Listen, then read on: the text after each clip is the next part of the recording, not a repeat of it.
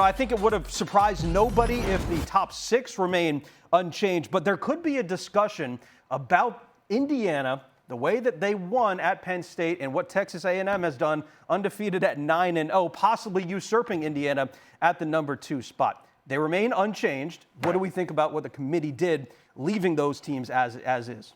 I'm okay with it right now. I am. I'm comfortable with it. I think that all 3 teams, like in that top part of our category right now, there's a lot of games to be played. Of course, Texas A&M with some of the more exciting matchups still to come, right? And it really just goes down to that Texas football game to end the season.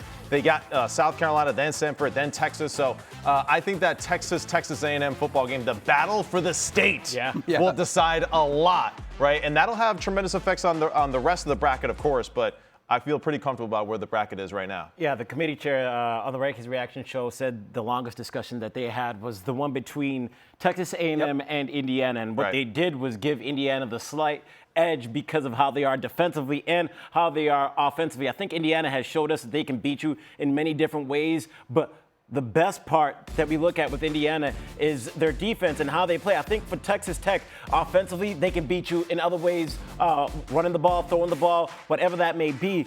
But defensively, I see them struggling to stop the run a little bit. I mean, when you take away all the sacks that they've got, I mean, they're giving up over 5.5 yards per carry. That's a concern for me. And Indiana overall, I think defensively, they're sound at all levels. And then offensively, we saw them struggle against Penn State, which, by the way, has a great defense, right? Yeah. Penn State, great defense.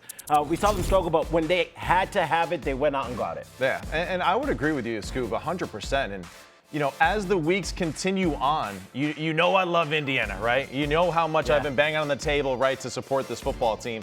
But there is a side of the offense that I am a little concerned with as I continue to watch film on them.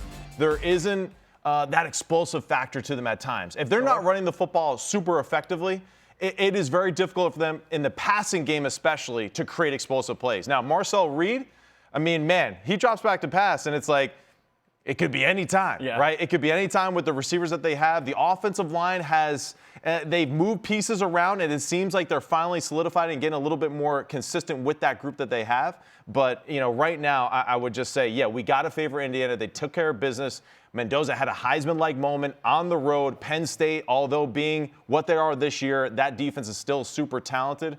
So, hey, they're in a good position here to finish out the year. It's all but guaranteed that those at least 3 teams, they're Ohio State, Indiana, and Texas A&M. I'll throw Alabama in. According to our All-State playoff predictor, all have a 95% chance or better to reach the college bowl playoff. Like their chances. Right.